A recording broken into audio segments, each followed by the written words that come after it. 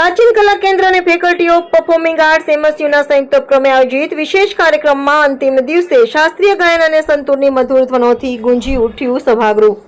Faculty of performing આર્ટ્સના concert હોલમાં આજે પ્રાચીન કલા કેન્દ્ર અને ફેકલ્ટી ઓફ પરફોર્મિંગ આર્ટ્સ એમએસયુના સંયુક્ત ઉપક્રમે આયોજિત વિશેષ કાર્યક્રમ અંતરનાદના સમાપન પ્રસંગે શાસ્ત્રીય સંગીતની સુંદર રજૂઆતો પ્રસ્તુત થઈ, જેને પ્રેક્ષકોએ ખૂબ માણી।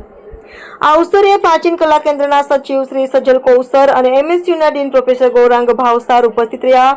સમાપન દિવસે શાસ્ત્રીય ગાયક સમીર ભાલેરાવ અને સંતૂર વાદક દિવ્યાંશ હર્ષિત શ્રીવાસ્તવે પોતાની અનોખી કળાનું પ્રદર્શન કર્યું।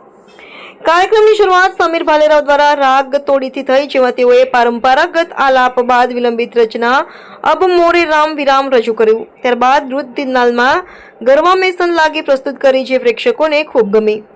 કાર્યક્રમની બીજી રજૂઆતમાં દિવ્યાંશ હર્ષિત શ્રીવાસ્તવે રાગ ભીમમાં આલાપથી પ્રારંભ કર્યો। ત્યારબાદ તેમણે છંદ પર આધારિત જોડ અને ઝાલાને પખાવજની સંગત સાથે પ્રસ્તુત કર્યા। તેમ ઉપરાંત તેમણે જપતાલમાં અતિ વિલંબિત ગીત રજૂ કરી। પછી તિનતાલમાં પરમ સુખ અતિ આનંદ ભયો રે રજૂ કરતા શ્રોતાઓ ઝૂમી ઉઠ્યા।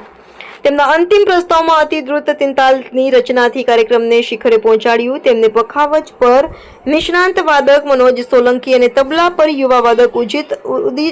નમસ્કાર। ફેકલ્ટી ઓફ પરફોર્મિંગ આર્ટ્સમાં 2 દિવસથી શાસ્ત્રીય સંગીત સમારોહનું આયોજન કરવામાં આવ્યું છે।